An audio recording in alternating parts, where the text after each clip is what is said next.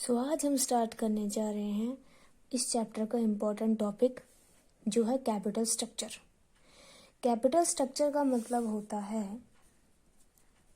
Proportion of debt and equity. Debt and equity के proportion को ही हम कैपिटल स्ट्रक्चर कहते हैं। अब जानने वाली बात यह होती है कि कोई भी कैपिटल स्ट्रक्चर अपने आप में बेस्ट नहीं होता, तो उसको बेस्ट बनाने के लिए हम एक कॉन्सेप्ट का इस्तेमाल करते हैं जिसे कहते हैं हम फाइनेंशियल लेवरेज।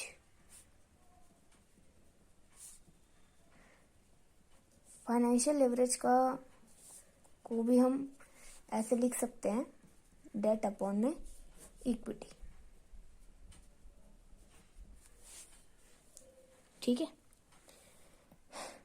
तो कोई भी कैपिटल स्ट्रक्चर हमारा बेस्ट नहीं है, उसको बेस्ट बनाने के लिए हम कॉन्सेप्ट यूज करते हैं जिसे हम कहते हैं फाइनेंशियल लिवरेज, जो हमें ये बताता है कि हम अपनी ईपीएस बढ़ा दें।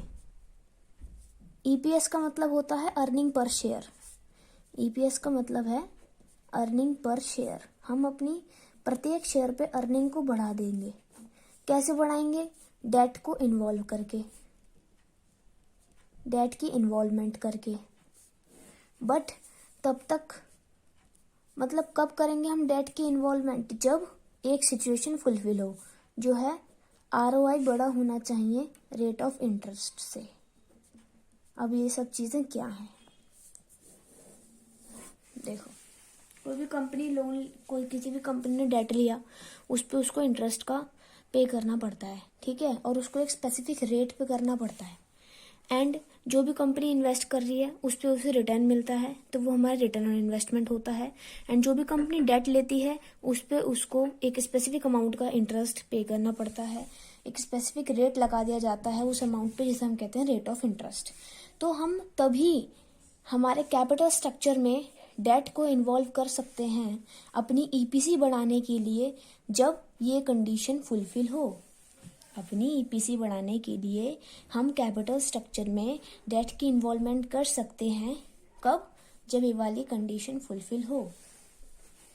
ठीक है, तो इसको अभी और अच्छे से समझते हैं।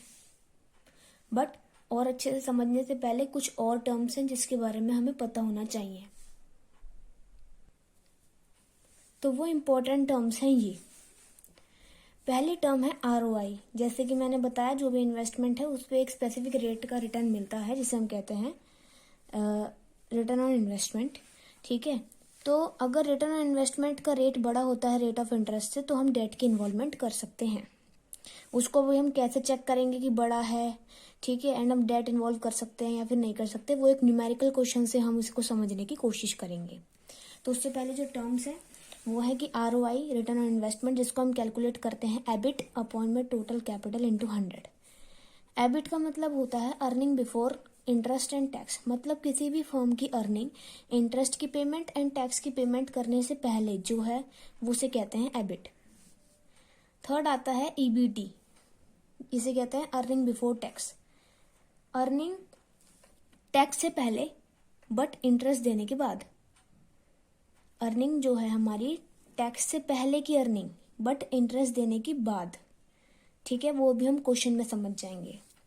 फोर्थ, ईट, अर्निंग आफ्टर टैक्स, मतलब टैक्स के बाद की अर्निंग कितनी बची।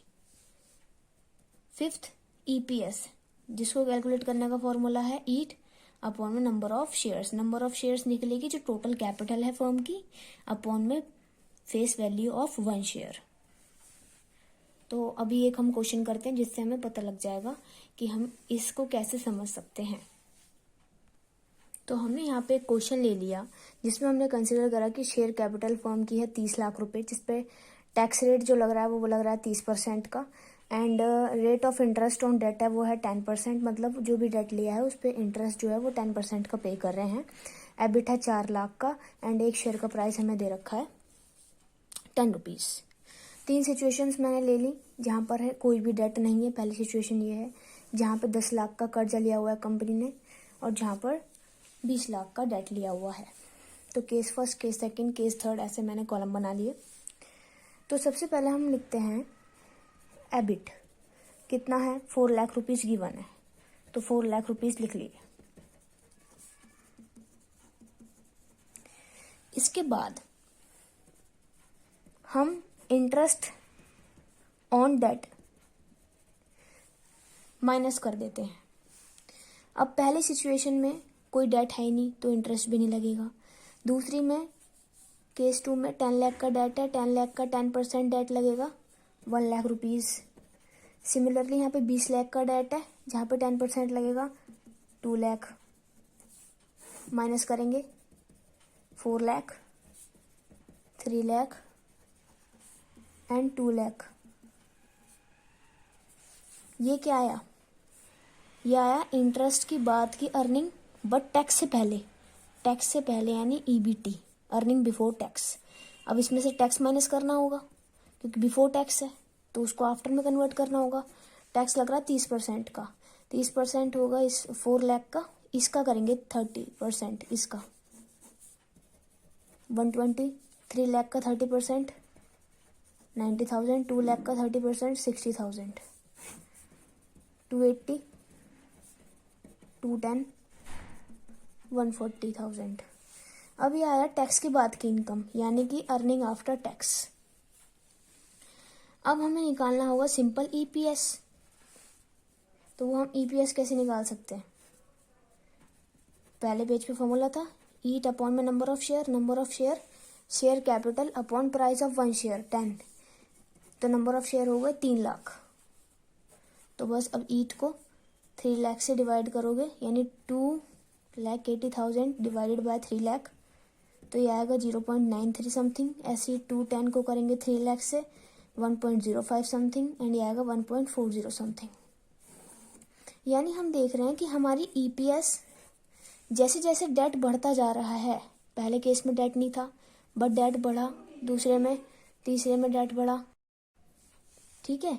तो हमारा जैसे जैसे डेट बढ़ता जा रहा है वैसे वैसे हमारी ईपीएस भी इंक्रीज होती जा रही है।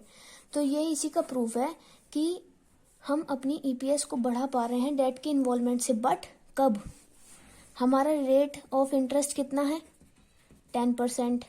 और आरओआई को हम कैसे कैलकुलेट करते हैं? एबिट अपॉन में टोटल कैपिटल इंटू 100, ऐसे करते हैं ना। तो एबिट कितना है 4 लाख का, टोटल कैपिटल 30 लाख की इंटू 100 कितना आएगा? ये आएगा 13.33 समथिंग। तो यानी कि हमें क्या पता लग रहा है कि आरओआई जो है वो हमारा रेट ऑफ इंटरेस्ट से ज़्यादा है। तो हमारी सारी कंडीशन फुलफिल हो गई कि जब ये ज़्यादा होगा तब हमारी डेट की इन्वॉल्वमेंट हो रही है, ज़्यादा हो रही है एंड हमारा ईपीएस भी इंक्रीज कर रहा है। तो आज का हमारा ये टॉपिक इम्पॉर्टेंट था काफ़ी एंड ऐसा न्यूमेरिकल क्वेश्चन आ सकता है तो इसकी काफ़ी अच्छे से जानकारी होनी चाहिए। आप अपने डाउट्स भी लिख सकते हैं कमेंट बॉक्स में। तो ये हमारा यहाँ वीडियो ख़त्म होती है। अगली वीडियो में हम पढ़ेंगे factors affecting capital structure. Thank you.